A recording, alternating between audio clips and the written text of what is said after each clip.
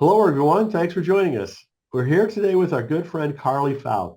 Carly has been a fitness instructor for nearly a decade. She strives to encourage and motivate her community by helping everybody find joy and fun in fitness. She's trained in and has taught over 4,000 classes in all types of fitness methods, including yoga, bar, inferno, hot Pilates, HIIT, strength, spin, and aquatics. Her goal is to keep you motivated by always encouraging you to step outside of your comfort zone in a safe, supported, and motivational environment. Carly's first book is titled Pray for the Bear, An Ordinary Person's Guide to Unlocking Extraordinary Personal Strength. It turns out that Carly and I have many things in common. We both have lived several years in Freehold, New Jersey. We attended the same church for many years. Carly babysat for my daughters many years ago, and we were both cancer survivors. So you can learn more about Carly and all of her work at fitfuncarly.com. And that's Carly with a C, C-A-R-L-Y. So Carly, it's so wonderful to be here with you, and congratulations on all that you've done. Thank you so much. I was about to call you Mr. Elaine, but I'll call you Brian. Yeah, that's fine, please. Okay. When you were younger, Yeah, that then. was Yeah. natural, but it's like you're not a little girl anymore, like when I No, first got to know you. no. So the first thing I have to do is ask you about your cancer treatment. How are things going? I'm doing great. I finished my last chemo treatment August 7th, and then I didn't have to do anything after that. So no radiation, no medication. So now I'm just getting my strength back and trying to get back to whatever normal is. Yes, exactly. New Well, I know, normal. speaking from experience, it took me, several months, I think, to feel like my strength and stamina are were back to what they are. But you're a little bit younger than I am, so hopefully it'll go Yes. quicker for you. And you're in better shape than I am too, without question. So I'm sure it'll go well. But it does take time. It does. It really does. It takes a lot out of you. So before we talk about the book, I'd love you to share more about your fitness training business and all the challenges and transitions you've had to go through, between the pandemic and now, your cancer treatment. Yeah, I'm the founder of Fit Fund Carly. It's a virtual platform, so I think the pandemic actually helped me push ahead. But it was very hard being a fitness instructor during my diagnosis and my surgeries and also chemo. I really had to rely on my method, which is helping people get fit in less time.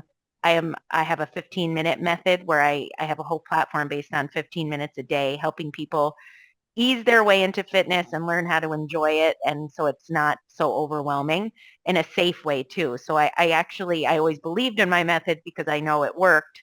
But after my surgery, especially my double mastectomy, I actually had to use what I teach my clients because I was starting from a point where I had to be really careful.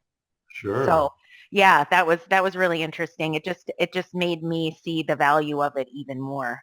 Um, I love helping people get fit. I love, like I said, helping people find the joy in fitness and helping people learn how to take whatever limitations they have, whether it be physical or time or mental, and help them push past those boundaries so they can live a healthy lifestyle. Well, I think it's really great, to see, what you've been able to do, Thank you. through all of these changes and challenges. Yes. But I think, I was in a similar situation that I was already using Zoom and already familiar with doing all kinds of things online before the pandemic hit. And when that caused, all the in-person things to basically cancel or, cease for a while or try to convert, those of us that were already there, I think had a little bit of an advantage, a leg up on, continuing our businesses. Yes, yes, definitely. I felt like the pandemic was a negative thing for a lot of people, but for me, I was just able to make the most of it and push ahead. That's really good. That's really good. So you've also recently launched a new program specifically for cancer patients called Mhm. Gift Plus, which stands for Guidance, Inspiration, and Fitness Through Treatment and Beyond. So can you tell us about that? Yeah, so um, I had worked with cancer patients before my diagnosis doing Reiki and also helping cancer patients come back after their treatments. And then getting cancer helped me see fitness from a whole new perspective. It also helped me see that when you are diagnosed with cancer, you get a lot of gifts from people, very well-meaning people, lovely gifts, but you get a lot of the same thing, like blankets, socks, that type of thing. And I had a whole pile that I really wasn't using, and I kept thinking to myself, like, what could be something that somebody could give someone else that would truly make a difference? And then I thought back on what saved me during my treatment, and that is fitness. And doctors will tell you that it's very important to maintain your fitness during your treatment, but they don't really have the time to tell you how to do it. And it can be very scary, especially for someone who maybe doesn't have that mind-body connection coming into their diagnosis. So then I thought, what a great thing for a loved one to get someone they know or care about, someone to talk to about staying fit. Maybe they don't have the confidence to go to a gym, or maybe, like I said, their doctor hasn't really talked to them about it, but they really want to get into it because it does make you feel better.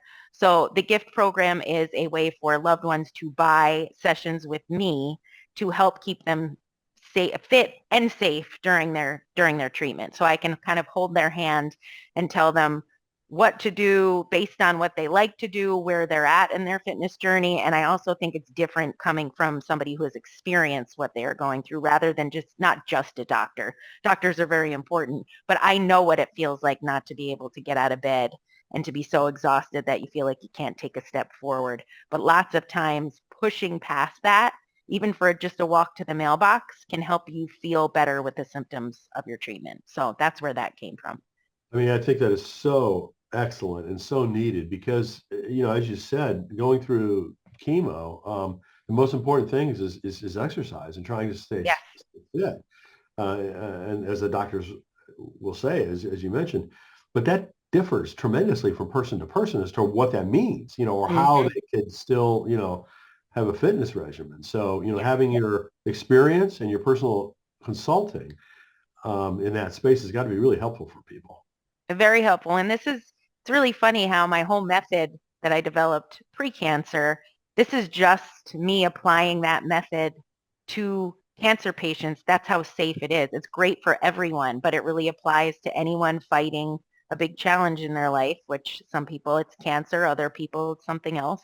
But it's just a great way to keep yourself in shape without it becoming a stressor. And like I said, in a really safe way, like really figuring out what works for you and what you can do instead of focusing on what you can't do.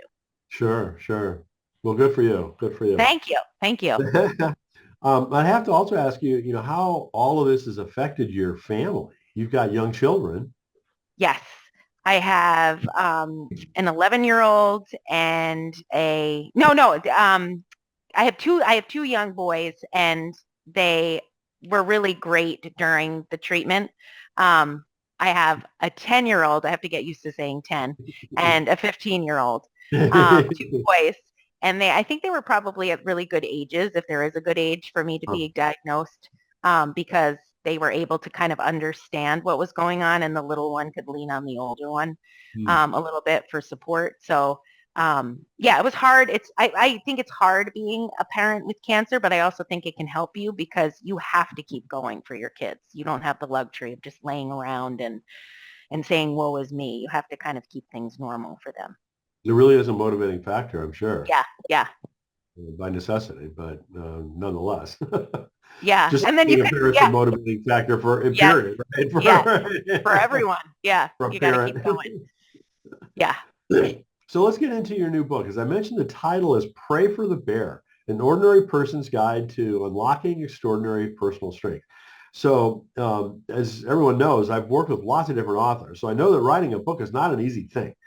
What decided, what made you decide to do it? So as you can see, like I couldn't even remember my son's age before. Chemo brain is a real thing. So I kind of knew that as I was going through chemo.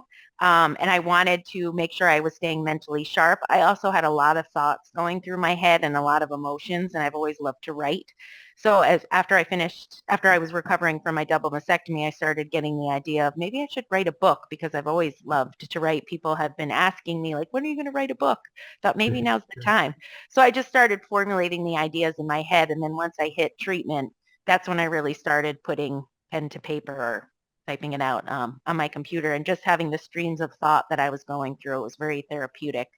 I didn't want the book to be just about my cancer journey. I really wanted to tie it to being a tool that other people could read to help them through whatever challenge they're going through. So I firmly believe no one escapes in life. Cancer was my challenge, but could be loss. It could be some other physical limitation you're facing. And I really believe we can pull on our past experiences to get us through whatever it is we're going through. So it's a book of anecdotes of little things along my way that helped me through my journey, with action steps for people to take that they can pull on things from their journey to get them through. Well, again, with, speaking with so many different authors, I know that it's been valuable for them to be doing journaling, Yes. and writing things down, kind of stream of consciousness. And it's also been healing and therapeutic oftentimes as they write the book, and reflect on whatever it is that their challenges have been or what they're trying to get across. So I can definitely see how that would be helpful for you, through that Yes. process. Yeah, it really was. It really gave me an outlet. It just was like a more constructive way of journaling, I thought. I had an editor edit it for me as I was writing it. So that kind of was a nice thing because she could help me as I was doing it. I didn't have to just send her the project at the end. Mhm. Yeah, I was really happy that I did it. I didn't want it to take a really long time. I wanted it to be something that people could pick up and not take a long time to read. Like they could read little bits and then put it down and then pick it up again and not feel like they were going to lose track. Because like I said, it's little stories. That's wise. That's wise. And I think that the topic of grief, and pain is universal. So, Mm-hmm. you know, uh, just from a kind of a book marketing strategy, that's makes a lot of sense, for authors, I think, to pick a particular area that they have experienced in one way or another and leverage that to the broader concept of, overcoming challenges and overcoming Yeah. pain and grief. People don't really like to talk about pain or grief or that kind of thing, but it's important to talk about it because like you said, we all are experiencing different things. The feelings are the same, but the things that are causing the feelings are different. But it's generally the same feeling for all humans. Yeah, yeah. And it's almost as if, the writing that you did during that period of time was almost like keeping your brain fit, just like, Oh yeah. you work to keep your body fit.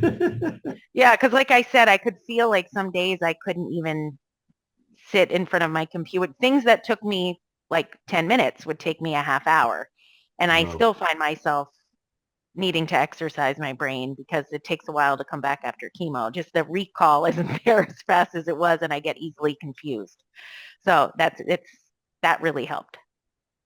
So let's talk about the title of your book. How did you Yeah, choose that? actually, there was a good friend of mine sent me a Instagram reel, and I forget who was interviewing Kobe Bryant, but it was a really powerful reel. And at the end, he said, "If you see me in a fight with the bear, pray for the bear." And she said, "That's you. That's totally a quote that you should say." And then I was like, "That is a good quote." So I that was my rallying cry during chemo was pray for the bear. Like you think you got me? I'll show you what I got. So I thought it was a great name for the book. It is. It is. Yeah. It's very catchy, and it's a great theme to hang your hat on. So, Thank you. who would you say that the book is most intended for? I wanted to make it simple enough in its language and its format for teenagers to read. I really did want to, so I wanted to make it easy to read. So I would say teenagers through any age. Anyone who was, like we said before, like any human being that's going through a hard time, which is every human being. I wanted it to be something that anyone could pick up. So it's not overly poetic or anything like that. It's really straightforward. Well, it's very practical, which I Yes, love. very And practical. so many books that I read will be great in terms of analysis or talking about the history behind some issue, whatever, but they many times will fall short on the whole question of what do we do about it, Yes.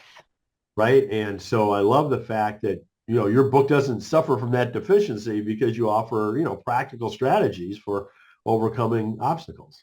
Yes, yes, it's very practical. And I didn't want it to be a workbook, but I wanted it to have a purpose for why someone would read it. Like, here's my story. Now, what can you do in your life to do something similar? Excellent. Excellent. So, this is your first book, and as we both know, marketing books is a real challenge. And when you're kind of recovering from cancer treatment, I think that adds an extra challenge on top of it. What marketing steps have you found to be most effective for you so far? I think it was very helpful that I built a platform and I have an audience that I've been speaking to for a while. So I sold the book pre-sale. I sold it for free shipping, and then people would get an autographed copy by me. And I sold 280 copies pre-sale before the book even came out. Those are Excellent. actually waiting in my driveway right now to be sent out. Um, so I did that. That was helpful. And then I plan on doing some pop-ups at local bookstores, and really pushing it out to local bookstores, but just like bookstores that really highlight women, especially inspirational stories by women, and taking it like you said, it is an overwhelming experience. Doing more podcasts, just using my platform to push out the book. Anytime I Sure. do an event, bringing my books. But yes, it is. It's very challenging. That on top of everything else is a lot of work. Well, you and I are both pretty online oriented, and so there's clearly a lot of things that you can do in that regard. But it's getting tougher and tougher just because the internet is just noisier and noisier.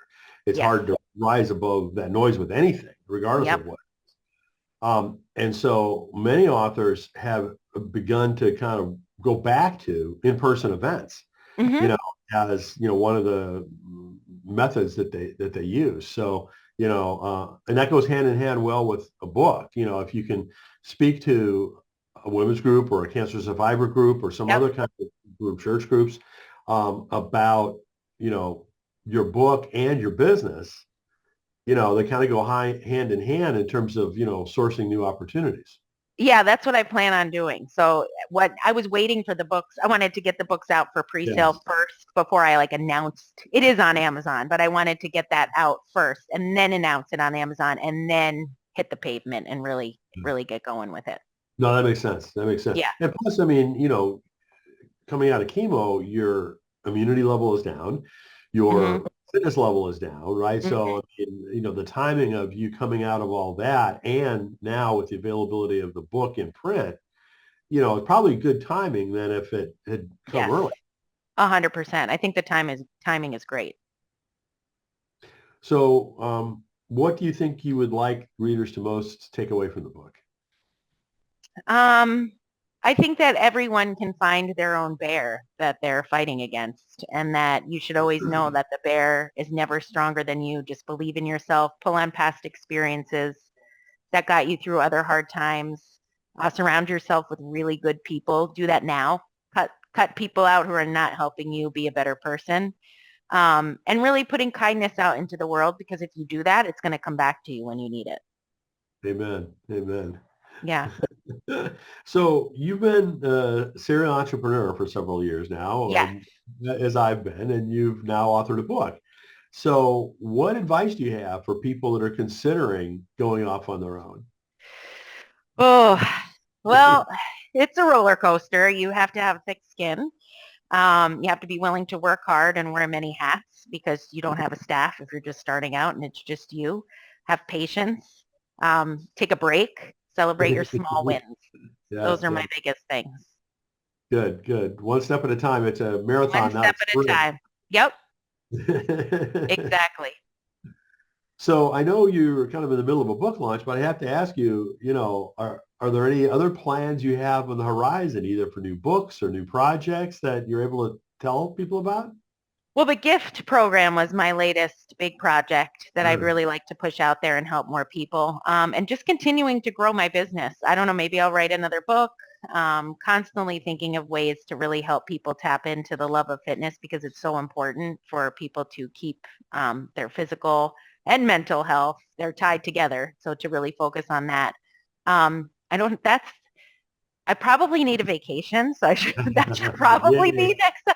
I you're right. just, I think I need a break more than anything else, but that's not my personality. I feel better when I'm pushing forward. So I will take a break. Maybe that should be next on my agenda.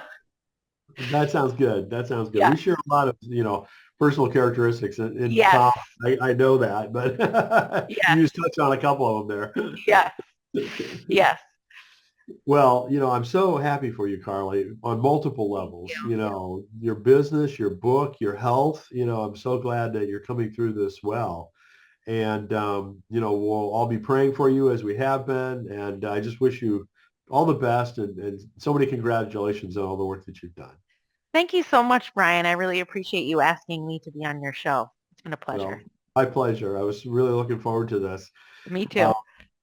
so don't forget the name of Carly's book is Pray for the Bear, An Ordinary Person's Guide to Unlocking Extraordinary Personal Strength. And if you want to Google her on Amazon or on Google, it's Carly, and her last name is Fauth. And her website again is fitfuncarly.com. So Carly, again, thanks again and best wishes on everything that you do. Thank you so much, Brian.